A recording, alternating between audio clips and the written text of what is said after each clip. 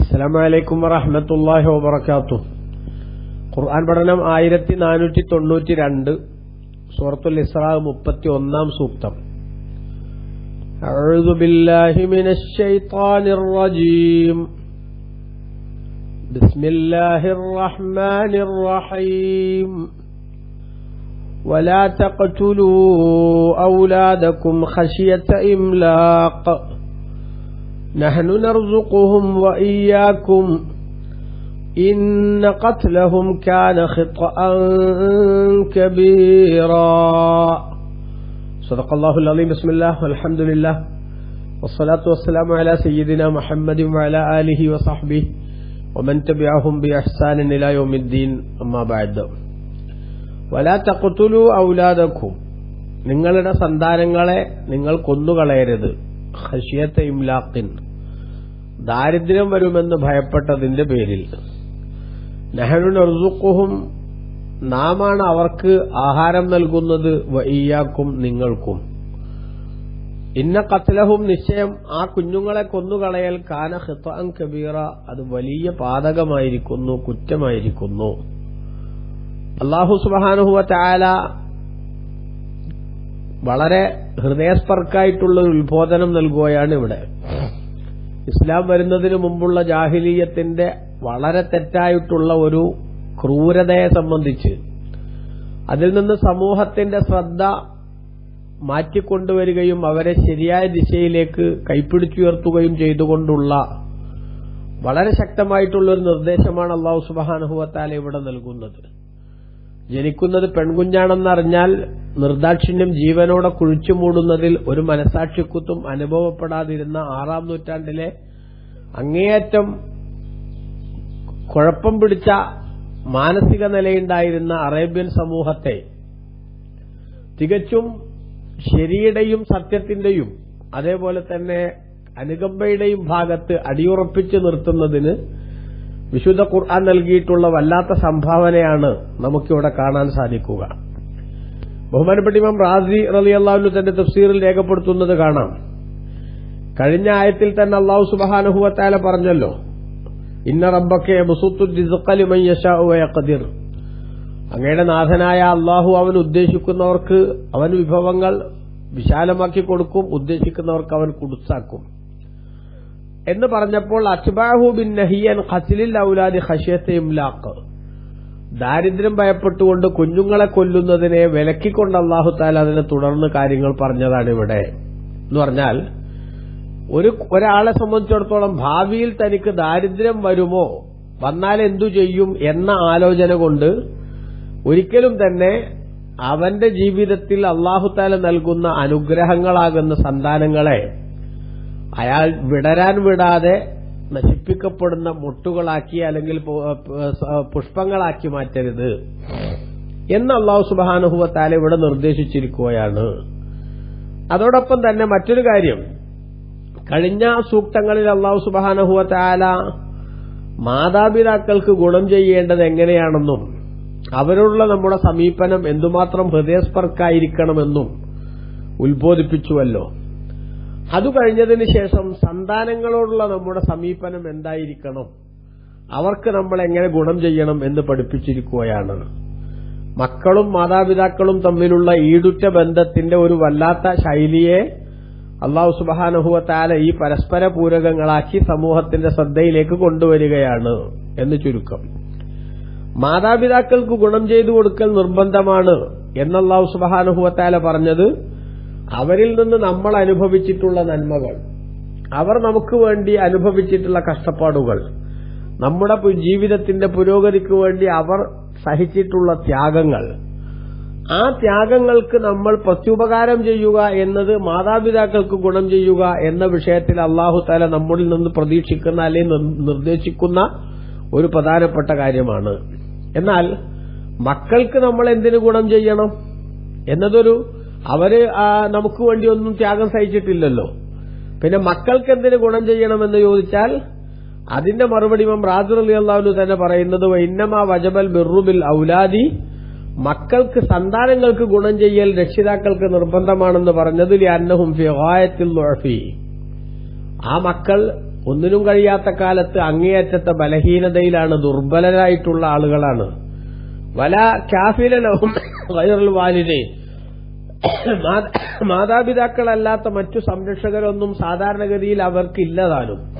അതുകൊണ്ട് തന്നെ ജീവിതത്തിന്റെ താഴേക്കിടയിൽ സംരക്ഷിക്കാൻ ആളില്ലാതെ പോകുന്ന ആളുകൾക്കുള്ളൊരു കൈത്താങ്ങായി അവരുടെ രക്ഷിതാക്കൾ തന്നെ മാറണം എന്ന മനുഷ്യപ്പറ്റുള്ള ഒരു തീരുമാനം, വിപ്ലവകരമായിട്ടുള്ള ഒരു തീരുമാനം അല്ലാഹു സുബ്ഹാനഹു വ തആല പ്രഖ്യാപിച്ചിരിക്കുകയാണ് എന്നാണ് ഈ ആയത്തുമായി ബന്ധപ്പെട്ടുള്ള ഒരു കാര്യം. ഇവിടെ വളരെ വ്യക്തമായി അല്ലാഹു സുബ്ഹാനഹു വ തആല പറയുന്നു, ദാരിദ്ര്യം വരുമെന്ന് ഭയപ്പെട്ട് കുഞ്ഞുങ്ങളെ കൊല്ലരുത് എന്ന്. ഈ ആയത്തിന്റെ ഒരു ശൈലിയിൽ നിന്ന് ഇബ്നു കസീർ റഹ്മഹുല്ലാഹ് തന്റെ തഫ്സീറിൽ രേഖപ്പെടുത്തുന്നത് കാണാം. ഹാദിഹിൽ ആയത്തുൽ കരീമത്തു ദാല്ലത്തുൻ അലാ അന്നല്ലാഹ തആല അർഹമു ബിഇബാദിഹി മിനൽ വാലിദി ബിവലദിഹി. രക്ഷിതാക്കൾക്ക് മക്കളോടുണ്ടാകുന്നതിനേക്കാളും കൃപയും കാരുണ്യവും അതേപോലെ തന്നെ അനുകമ്പയും അല്ലാഹു ആകുന്ന യജമാനന് തന്റെ അടിമകളോടുണ്ട് എന്ന് ഈ ആയത്ത് വ്യക്തമായി തെളിയിക്കുന്നുണ്ട്. കാരണം എന്താ? അന്നഹു നഹാ അൻ ഖത്ലിൽ ഔലാദ്, മക്കളെ കൊല്ലലിനെ അല്ലാഹു തആല വിലക്കുകയാണല്ലോ. ആരാ മക്കളെ കൊല്ലുന്നത്? അതിന് നേതൃത്വം കൊടുക്കുന്നത് ആരാണ്? സ്വന്തം രക്ഷിതാക്കൾ തന്നെ. അപ്പൊ ആ രക്ഷിതാക്കളെക്കാളും മക്കളുടെ വിഷയത്തിലുള്ള കെയറും ശ്രദ്ധയും അല്ലാഹുവിനുണ്ട് എന്നല്ലേ അതിൽ നിന്ന് മനസ്സിലാക്കേണ്ടത്? അതോടൊപ്പം തന്നെ കമാ ഔസൽ ആബാ ബിൽ ഔലാദി ഫിൽ മീറാസ്, അനന്തരാവകാശത്തിന്റെ വിഷയത്തിൽ അല്ലാഹു സുബ്ഹാനഹു വ തആല രക്ഷിതാക്കളോട് മക്കൾക്ക് സമ്പത്ത് നൽകണം എന്ന് പറഞ്ഞുവല്ലോ. അപ്പൊ നിങ്ങളുടെ സമ്പത്തിലെ യൂസിക്കുമുല്ലാഹു, അല്ലാഹു സുബ്ഹാനഹു വ തആല നിങ്ങളോട് വസിയത്ത് ചെയ്യുന്നു, നിങ്ങൾക്ക് സമ്പത്തുണ്ടെങ്കിൽ അതിൽ നിന്ന് നിങ്ങളുടെ മക്കൾക്കും മറ്റു വേണ്ടപ്പെട്ട ആളുകൾക്കുമൊക്കെ നൽകണമെന്ന്. അപ്പൊ മക്കൾ നമ്മുടെ ജീവിതകാലത്തും നമ്മുടെ മരണശേഷവും വഴിയാധാരമായി പോകാതിരിക്കാൻ ആവശ്യമായിട്ടുള്ള വിപ്ലവകരമായ നിർദ്ദേശങ്ങൾ അല്ലാഹു സുബ്ഹാനഹു വ തആല നൽകി.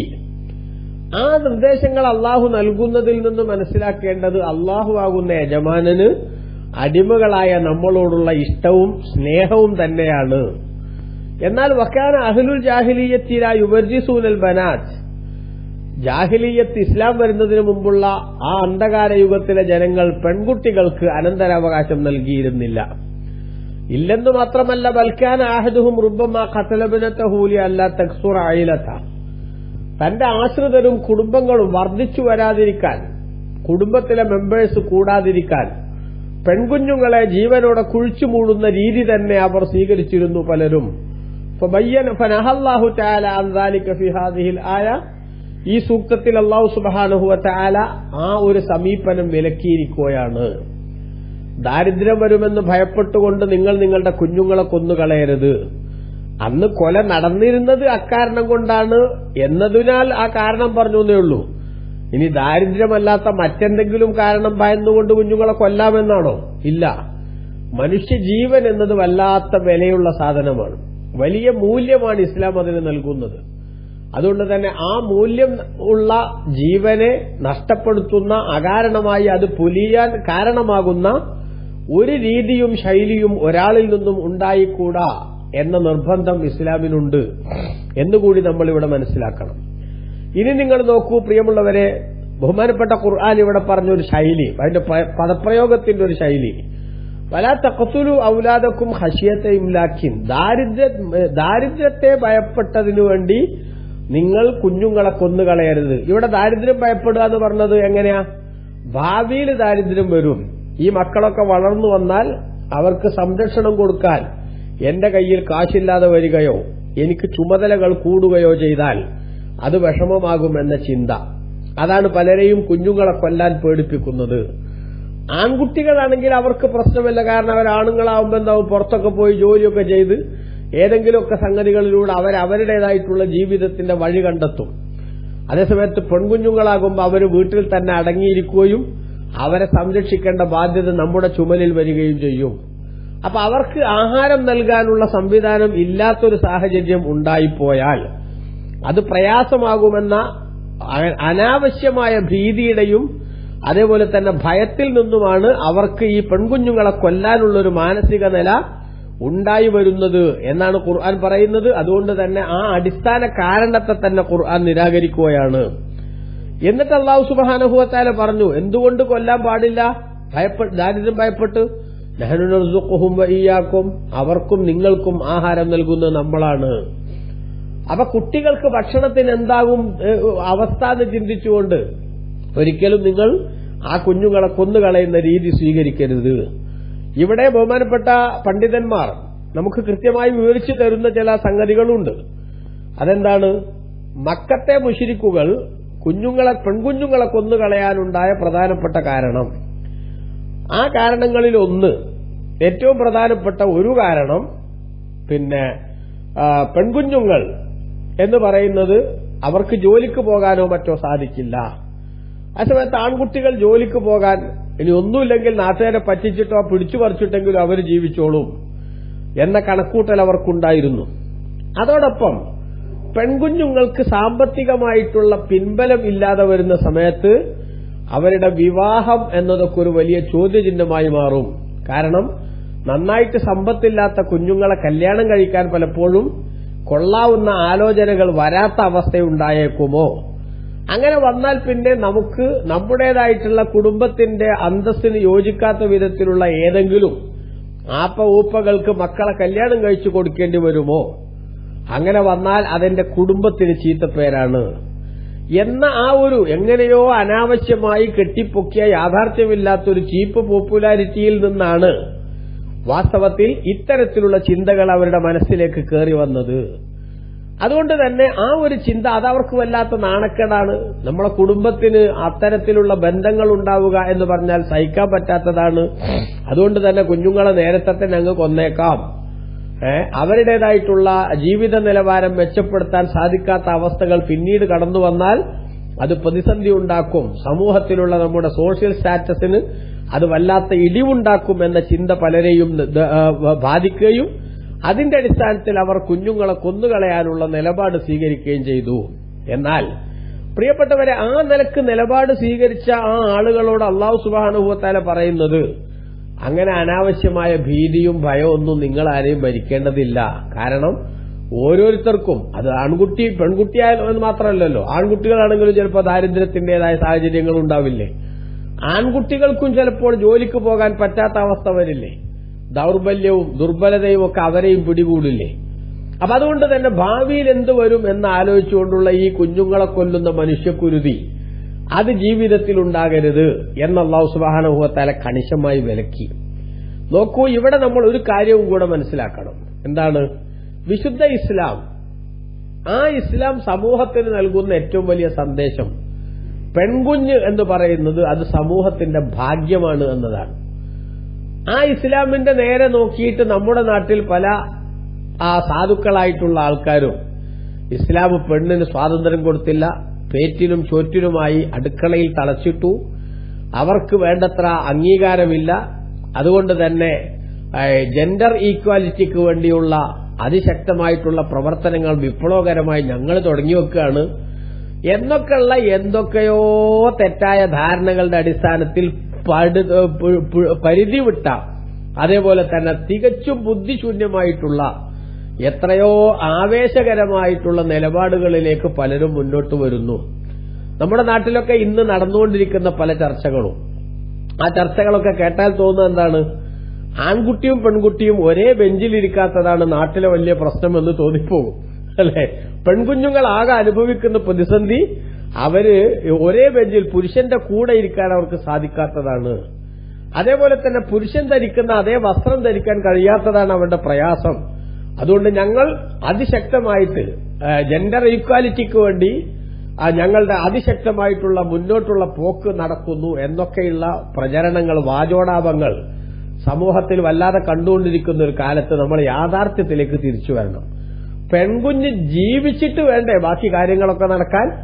എന്നാൽ ഒരു പെൺകുഞ്ഞിന് ജീവിക്കാൻ പോലും അനുവാദമില്ലാതിരുന്ന ഒരു കാലത്ത് ആ പെൺകുഞ്ഞിനെ കൊലക്കായ കത്തിയിൽ നിന്ന് രക്ഷപ്പെടുത്തി മാന്യമായി ജീവിക്കാനുള്ള അവസരമുണ്ടാക്കിയ മതമാണ് ഇസ്ലാം. ആ മതത്തിന്റെ മുഖത്ത് നോക്കിയിട്ട് നിങ്ങൾ ഈ സ്ത്രീകളെ സ്വാതന്ത്ര്യമില്ലാത്ത, ഒന്നിനും കൊള്ളാത്തവരായി, സ്ത്രീകൾക്കൊരു വില നൽകാത്തവരായി മാറ്റി എന്ന് ആരെങ്കിലും പറഞ്ഞാൽ, വാസ്തവത്തിൽ ഈ സ്ത്രീ സമൂഹത്തിന്റെ ഉന്നതിക്കും പുരോഗതിക്കുമാണ് ഞങ്ങൾ പണിയെടുക്കുന്നത് എന്ന് പറയുന്ന ആളുകൾ ആണല്ലോ വാസ്തവത്തിൽ സ്ത്രീയെ ഒരു വിൽപ്പനച്ചരക്കാക്കുന്നത്, അല്ലെ? ഒരു വിൽപ്പനച്ചരക്കാക്കുകയാണ്. 10 രൂപയുടെ ഒരു പ്രോഡക്റ്റ് വാങ്ങുമ്പോൾ ആ പ്രോഡക്റ്റിന്റെ പുറത്തു പോലും ഒരു പെൺകുട്ടിയുടെ അല്ലെങ്കിൽ ഒരു സ്ത്രീയുടെ അർദ്ധനഗ്നമായിട്ടുള്ള ചിത്രങ്ങൾ വെച്ചുകൊണ്ട് ഈ പെൺകുട്ടികളുടെ അല്ലെങ്കിൽ സ്ത്രീ സമൂഹത്തിന്റെ സൗന്ദര്യം മാർക്കറ്റിംഗിന് ഉപയോഗിക്കുന്ന കുടിലതന്ത്രം പ്രയോഗിക്കുന്ന ആളുകള്, പ്രിയപ്പെട്ടവരെ നമ്മൾ മനസ്സിലാക്കണം, അവരാണ് ഇസ്ലാമിന്റെ മുഖത്ത് നോക്കിയിട്ട് നിങ്ങൾ സ്ത്രീയുടെ ബഹുമാനം അംഗീകരിക്കുന്നില്ല എന്ന് പറയണേ. നമുക്ക് അവരോട് പറയാനുള്ളത് ഒന്നാമത്തെ കാര്യം, സ്ത്രീക്ക് അർഹമായ ആദരവും പരിഗണനയും ഇസ്ലാം നൽകിയതുപോലെ ഒരു പ്രത്യയശാസ്ത്രമോ അല്ലെങ്കിൽ ഏതെങ്കിലും ഒരു പുരോഗമന ചിന്തയുള്ള ആളുകളോ നൽകിയിട്ടില്ല എന്ന് തന്നെയാണ്. നിങ്ങൾ നോക്കൂ, ഖുർആന്റെ നിർദ്ദേശം അല്ലാഹു സുബ്ഹാനഹു വ തആല സ്ത്രീക്ക് എവിടെയാണ് അവരെ താഴ്ത്തിക്കെട്ടിയത്? എവിടെയാണ് ഇസ്ലാം അവരെ പുറകോട്ടടിപ്പിച്ചത്? ഒരിക്കലും ഇല്ലെന്ന് മാത്രമല്ല, നിങ്ങൾ നോക്കൂ, ബഹുമാനപ്പെട്ട നബി സല്ലല്ലാഹു അലൈഹി വസല്ലമ തങ്ങൾ വളരെ ശക്തമായി സമൂഹത്തിന്റെ ശ്രദ്ധയിൽ കൊണ്ടുവന്ന വിഷയമെന്താ? ജനിക്കുമ്പോ തന്നെ ജീവനോടെ കുഴിച്ചു മൂടപ്പെട്ടിരുന്ന അവസ്ഥയിൽ നിന്ന് വൈദൽ മൗഊദത്തു സുഇലത് ബിഅയ്യി ദംബിൻ ഖുതിലത്, പരലോകത്ത് പെൺകുഞ്ഞുങ്ങൾ ജീവനോടെ കുഴിച്ചു മൂടപ്പെട്ടവർ എന്ത് കുറ്റത്തിനാണാവോ ഞങ്ങൾ കുഴിച്ചു മൂടപ്പെട്ടതെന്ന് ചോദിക്കപ്പെടുമെന്ന താക്കീതിലൂടെ അത്തരം പ്രവർത്തനങ്ങളിലേക്ക് പോകരുതെന്ന് 81-ാം അധ്യായം സൂറത്തു തക്വീറിന്റെ 8-9 സൂക്തങ്ങളിൽ അല്ലാഹു തആല പഠിപ്പിച്ചതുപോലെ അല്ലാഹു തആല വിലക്കുകയാണ്. മുത്തുനബി സല്ലല്ലാഹു അലൈഹി വസല്ലം തങ്ങളുടെ ഹദീസ് കാണും. മുസ്ലിം റളിയല്ലാഹു അൻഹു തന്റെ സഹീഹിൽ ഉദ്ധരിച്ച ഹദീസ്, മഹാനായ മുഗീറത്ത് ബിൻ ശുഅബ റളിയല്ലാഹു അൻഹു പറയുന്നു, നബി സല്ലല്ലാഹു അലൈഹി വസല്ലം തങ്ങൾ പറഞ്ഞു, ഇന്നല്ലാഹ അസ്സ വജല്ല ഹറമ അലൈക്കും ഉഖൂഖൽ ഉമ്മഹാത്ത്, മാതാക്കളെ ഇടങ്ങേറാക്കുന്നതിനെ അല്ലാഹു നിങ്ങൾക്ക് ഹറാമാക്കിയിരിക്കുന്നു. അതേപോലെ വഅദൽ ബനാത്ത്, പെൺകുഞ്ഞുങ്ങളെ ജീവനോടെ കുഴിച്ചുമൂടലിനെയും അല്ലാഹു ഹറാമാക്കിയിരിക്കുന്നു. മൻഅൻ വഹാത്തി, മൻഅഹാത്തി എന്നീ 2 ദുസ്വഭാവങ്ങളെയും. മൻഅൻ എന്ന് പറഞ്ഞാൽ നിങ്ങൾക്ക് ചെയ്യേണ്ട കടമയുള്ള സംഗതികൾ ചെയ്യാതെ അതിൽ നിന്ന് വിസമ്മതിക്കുക. നിങ്ങൾ ചെലവാക്കേണ്ടടുത്ത് ചെലവാക്കാതെ, കടമകൾ നിർവഹിക്കേണ്ടത് അത് ചെയ്യാതെ അവിടെയൊക്കെ കൃത്യവിലോപം കാണിക്കുക, അതിന് അല്ലാഹു ഹറാമാക്കിയിട്ടുണ്ട്. വഹാത്തി, അർഹതയില്ലാത്തത് ആവശ്യപ്പെടുക, അതിനെയും അല്ലാഹു സുബ്ഹാനഹു വ തആല വിലക്കിയിട്ടുണ്ട് എന്ന് പറഞ്ഞു. എന്നിട്ട് കരിഹലക്കും സലാസൻ, 3 കാര്യം നിങ്ങൾക്ക് അല്ലാഹു തആല വെറുത്തു. ഏതാണത്? ഖീല വഖാൽ, കണ്ടതും കേട്ടതും പറയാന്നുള്ളതാണ് ഒന്നാമത്തത്. കസറത്ത സുആൽ, അനാവശ്യമായ ചോദ്യങ്ങൾ ഇങ്ങനെ ചോദിച്ചുകൊണ്ടിരിക്കുന്നത് രണ്ടാമത്തത്. വഇളാഅത്തുൽ മാൽ, ധനം ദുർവ്യയം ചെയ്യൽ, നശിപ്പിക്കൽ, അത് 3-ാമത്തെ കാര്യം. ഇതിനെ അല്ലാഹു വെറുത്തിരിക്കുന്നു എന്നും നബി സല്ലല്ലാഹു അലൈഹി വസല്ലം പറഞ്ഞു.